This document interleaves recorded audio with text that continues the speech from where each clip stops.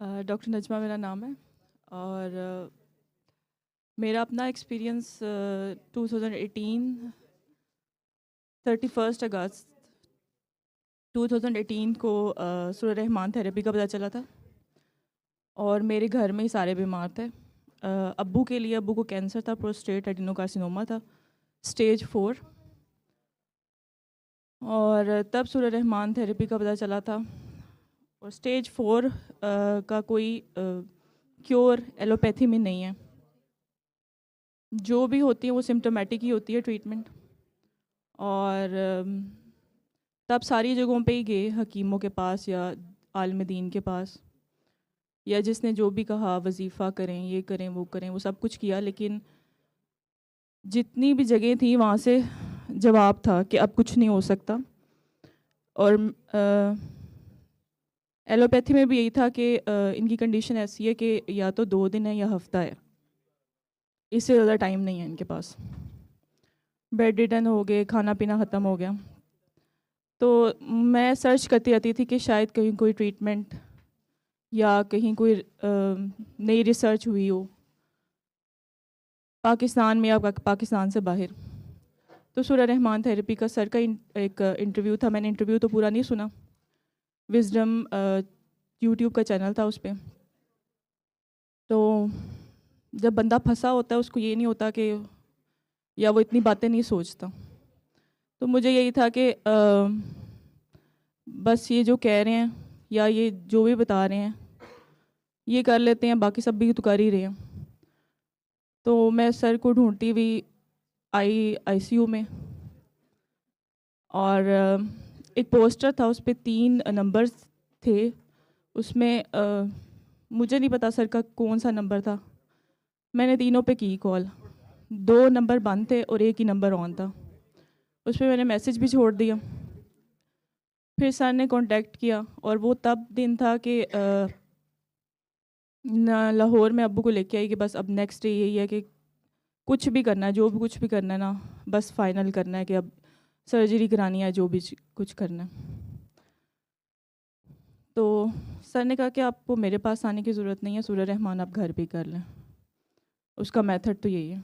लेकिन मेरी उस वक़्त इस तरह की मेंटल कंडीशन थी कि मुझे नहीं समझ आ रहा था। मैंने कहा बस इतनी सी बात थी कि सर ने कहा ठीक है आप आ जाए। तो सूर्य रहमान थेरेपी जो भी ये मेथड था वो सर ने प्रैक्टिकली करा दिया। और मैं मेडिकली अपने अब्बू को देख रही थी। मुझे ये नहीं था कि इससे कोई क्योर होगी, बल्कि मुझे ये था कि प्रिस्क्रिप्शन लिख के देंगे और बता देंगे क्या होता है क्या नहीं है। तो हार्डली कोई 5 मिनट लगे होंगे। आंखें जब अब्बू ने खोली, क्योंकि मैं डॉक्टर थी और मैं एज अ डॉक्टर ही अपने अब्बू को देख रही थी कि एक पेशेंट है जो कि बेड रिडन है, कैंसर के सारे उसको साइन सिम्टम है कि हेयर लॉस है, वेट लॉस है, एनोरेक्सिया है, ये सारे थे, और बेड सोर्स भी हैं। और वो पेलनेस रेडनेस में चेंज होगी, ये बहुत बड़ा साइन था। फिर वो खड़े हो गए, चल के वापस आए और बहुत खुश थे। मैंने इतने टाइम में उनको खुश नहीं देखा था, और ना ही इतना पुरसकून और ना ही पेन फ्री। वो रात को भी आराम से सुकून से सो गए और सुबह को उठ के उन्होंने नाश्ता भी किया, जो कि 3-4 महीने से बिल्कुल कुछ नहीं खा रहे थे। तो बीइंग अ डॉक्टर, एक पेशेंट जो बिल्कुल बेड रिडन हो, खाना पीना उसका नहीं हो, वो चल के जाए, पेन फ्री हो जाए, जो मेट्स उसके बोन में है उसकी पेन बहुत ज़्यादा स्वेयर होती है। और अब्बू को भी इसी तरह होता था, उनको नींद नहीं आती थी, लेकिन वो उस रात बहुत सुकून से सोए, नेक्स्ट डे नाश्ता भी किया। तो मेरे लिए ये बीइंग अ डॉक्टर एक बहुत बड़ी बात थी। और फिर उन्हीं की वजह से हम सारे घर वालों ने की, और घर में सारी वही डिजीज़ थी कि जो टर्मिनल इलनेस जिसे हम कहते हैं, या जिसका कोई डेफिनेट क्योर नहीं होती। Hepatitis B, glaucoma, frozen shoulder, paralysis, और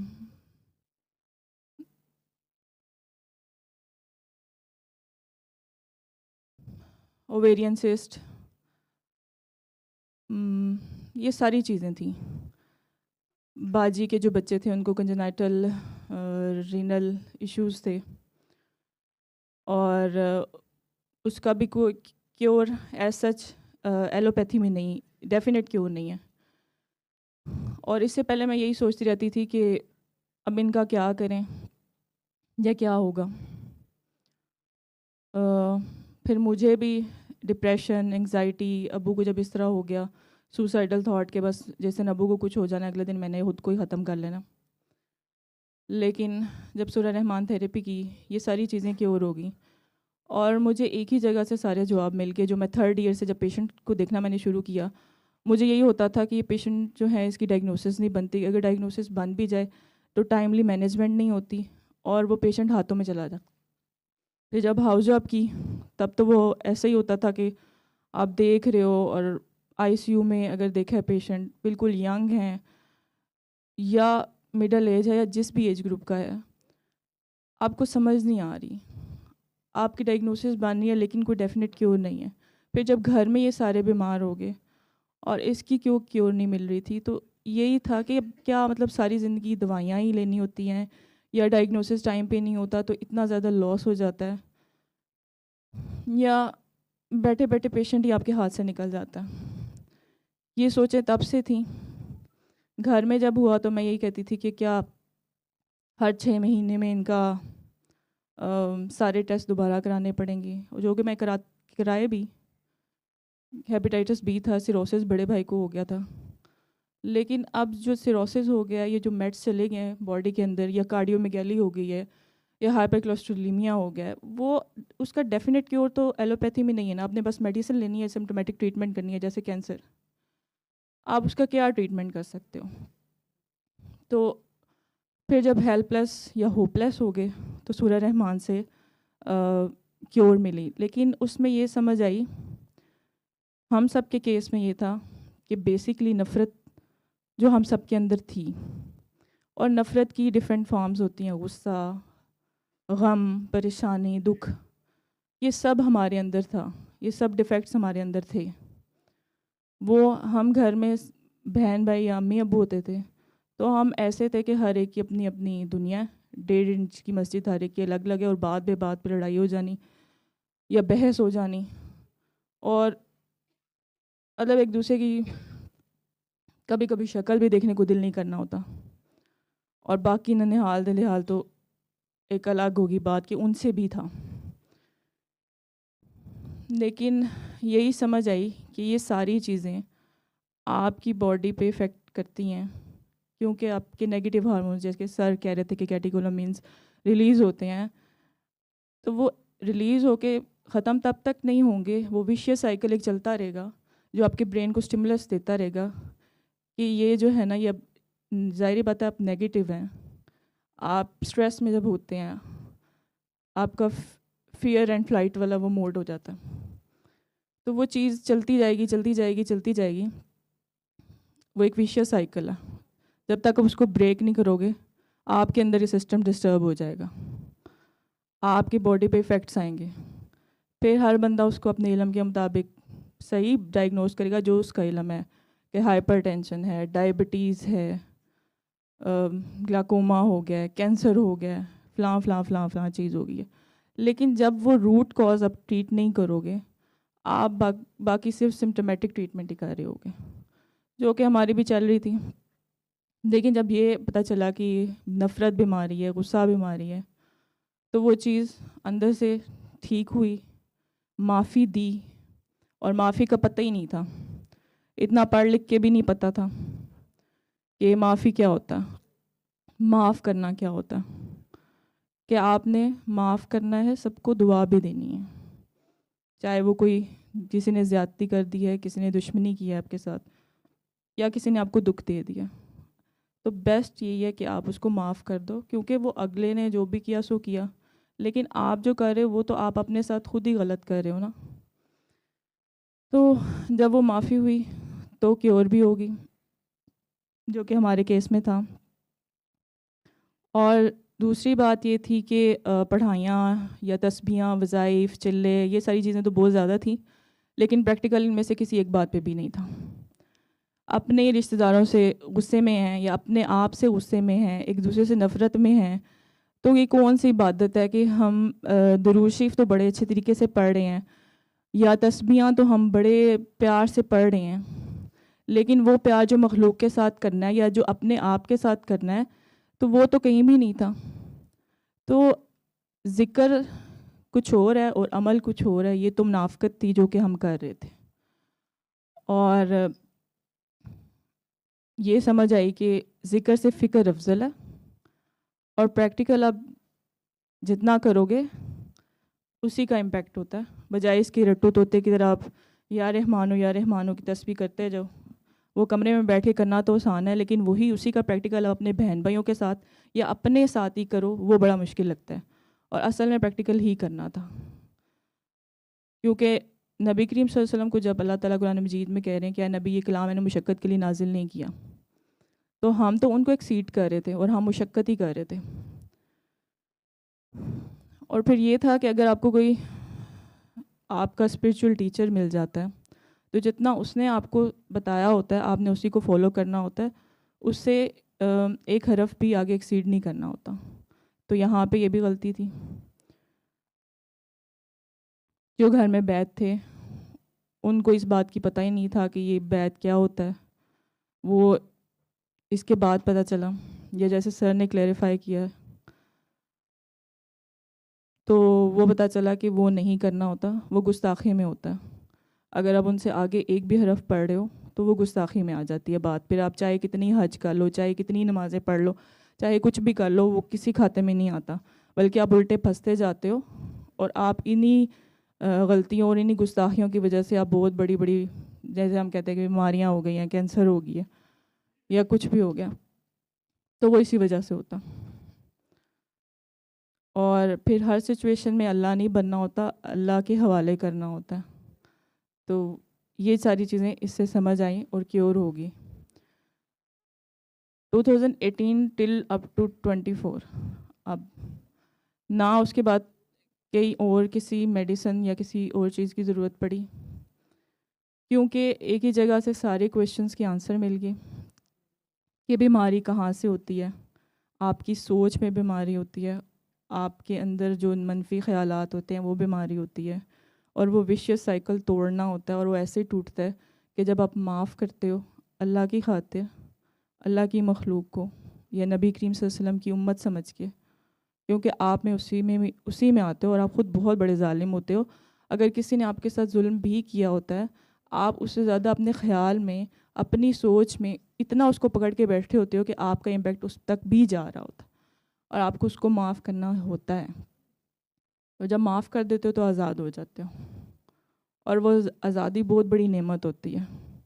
सर कहते हैं कायदे आज़म ने आज़ाद किया था हमें, और ये बहुत बड़ी नेमत है। तो हम भी अपने आप को जब आज़ाद करते हैं, क्योंकि मेरा अपना जो एक्सपीरियंस था, मेरा अपना जो सेल्फ प्रैक्टिकल था अपने ऊपर, मुझे ये लगता था, जब मुझे कहा कि पहले दिन कहा कि आप आंखें बंद करो, मैंने कहा मैं क्यों आंखें बंद करूँ, मैं तो बिल्कुल ठीक हूँ।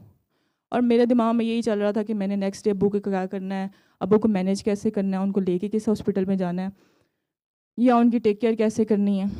और मुझे आंखें बंद की, मुझे तब भी अब अल्लाह की तरफ नहीं फोकस था, अब्बू की तरफ फोकस था कि मन ने करना क्या है। मुझे नहीं पता कि आंखें बंद करके क्या कहा क्या नहीं कहा, लेकिन हाँ मुझे इतना याद है कि मेरी आंखों में आंसू थे। और मुझे इससे पहले ये लगता था, अल्लाह का ये तारुफ मेरे पास था कि अल्लाह जो है ना, वो सिर्फ़ नमाज, रोज़े या जिनकी ये सारे चीज़ें पूरी होती हैं उन लोगों का होता है। मेरे जैसे लोग जिन्होंने गुस्ताखियाँ की होती हैं या वो गुनहगार होते हैं, उनका अल्लाह नहीं होता और वो अल्लाह के पास नहीं जा सकते होते हैं। लेकिन इसके बाद तो पर्सपेक्टिव ही सारा चेंज हो गया। मुझे ये लगा कि मेरे जैसे गुनहगारों का ही अल्लाह है, और वो इतना प्यारा है, इतना प्यारा है कि वो आपसे आपका भी पर्दा रख रहा होता है और आपको अपने गले ही लगा रहा होता है और आपका इंतज़ार कर रहा होता है। वो आपके साथ होता है, लेकिन आप उसको देख ही नहीं रहे होते। कभी इशारों में समझाता है, कभी खुल के भी सामने आता है, लेकिन आपकी नज़र उससे हट जाती है। आपको वो जो फेज़ अगर कोई चल रहा होता है, आपको वो बहुत बड़ी चीज़ लग रही होती है। जैसे मुझे लगता था कि कैंसर हो गया मेरे अब्बू को, वो मेरी वजह से हो गया, घर के मसले मेरी वजह से हैं, और मेरे अपनी भी बहुत बड़ी गलतियाँ थी, ऐसी बात नहीं है।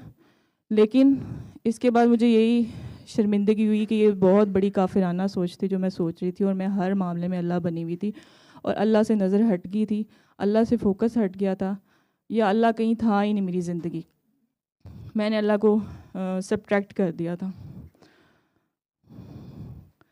तो इसीलिए अल्लाह से दूरी डिप्रेशन, एंग्जाइटी और इस तरह की चीज़ें आपको करवाती हैं। और जब आप लाइट से दूर हो जाते हो डार्कनेस की तरफ, तो फिर आप अंधेरों में ही भटकते हो। आप जहाँ मर्ज़ी चले जाओ, जितनी मर्ज़ी तस्बीहां वजीफ़े कर लो, जितनी मर्ज़ी नमाज़ें पढ़ लो, आपको रास्ता नहीं मिलता, क्योंकि आप वो सिर्फ या तो दिखावे के लिए कर रहे होते हो, या फिर आप जो है वो किसी मतलब के लिए कर रहे होते हो, या आप गुस्से में आके कर रहे होते हो, या फिर एक ऐसा पॉइंट आता है जो मेरी ज़िंदगी में था कि बस मैंने ख़त्म ही कर दिया, बस कुछ नहीं करना, अब नहीं हो सकता कुछ भी। अल्लाह से मायूस ही हो गए, या अपने आप से मायूस हो गए, तो ये कुफ्र है और ये कुफ्र नहीं करना चाहिए। वही मुझे यही समझ आई, जो मेरे अंदर ये पॉजिटिव चेंज आई कि अल्लाह आपके साथ ही होता है और आप ही अल्लाह को हमेशा छोड़ते हो जब भी छोड़ते हो।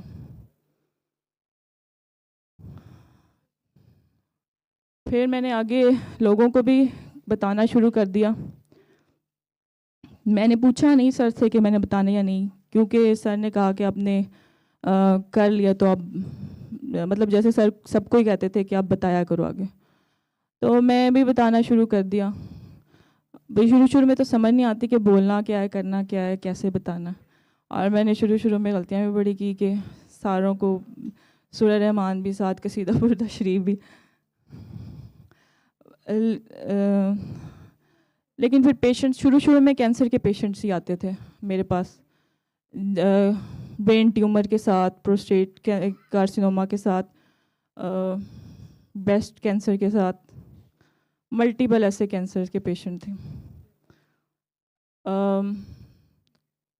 उनको थेरेपी करवाई और क्योर उनमें हुए सारे। उनको पहली दुआ में उनको आंसर भी मिल जाते थे, उनको पता भी चल जाता था कि वो कहाँ पे क्या गलती कर रहे हैं। मोस्टली ये होता था कि जो मुझे पेशेंट ज़्यादातर मिले उसमें ज़्यादातर ये होता था कि वो कहीं बैत होते थे, लेकिन वो अपने जो उनके टीचर हैं या मुर्शद हैं या जो भी वो उनको कहते थे, वो उनको एक्सीड कर रहे होते थे। ये बात पता ही नहीं होती, या शायद ऐसी बताई नहीं जाती जो यहाँ आके पता चलती है, या अगर पता भी होती है तो आपको उस बंदे के अंदर नुक्स नज़र आना शुरू हो जाते हैं, तो आप फंस जाते हो कहीं ना कहीं। तो ऐसे लोग थे। और मोस्टली शुरू में यही था कि वो सारे स्टेज 4 के ही थे, जो कैंसर के पेशेंट्स थे, लेकिन वो इससे क्योर हुए। फिर उसके बाद ऑटिस्टिक और इस शिज़ोफ्रेनिया और डिप्रेशन के बहुत ज़्यादा पेशेंट्स थे जिनको मैंने डील किया था।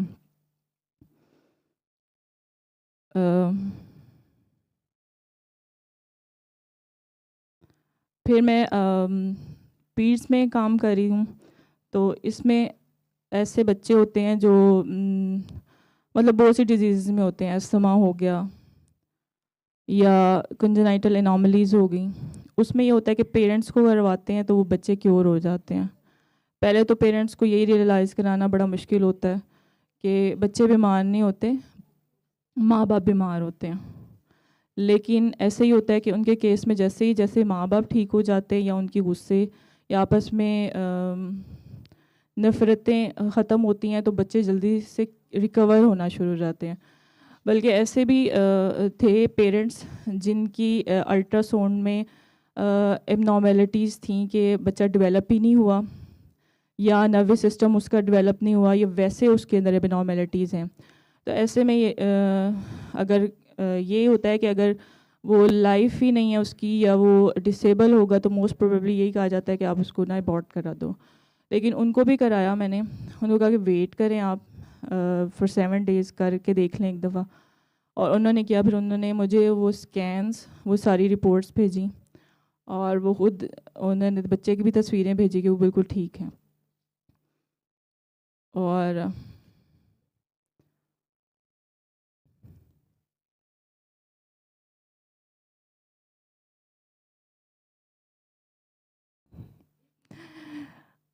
और इसमें यही है कि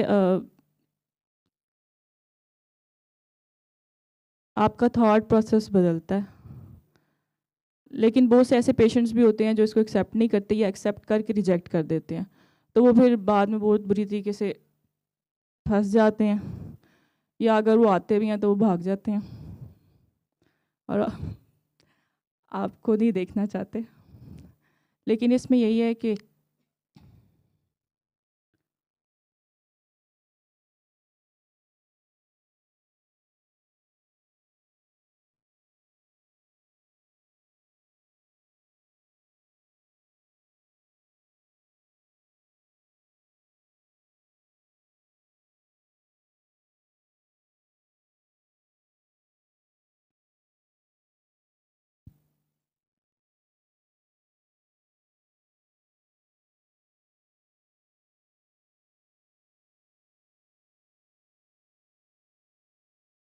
इसमें एक एक्सपीरियंस में मैं बताना अपना भूल गई कि जब हमने अपनी फैमिली में, मतलब जब हमने ये खुद घर में ये किया, तो बाकी जिस्मानी मसले तो ये इतने ज़्यादा थे सारों को, जो मैंने बताया एक लंबी लिस्ट थी कंजेनाइटल एनॉमलीज़ के साथ, और बाकी सारे इश्यूज़ वो रिज़ॉल्व हो गए।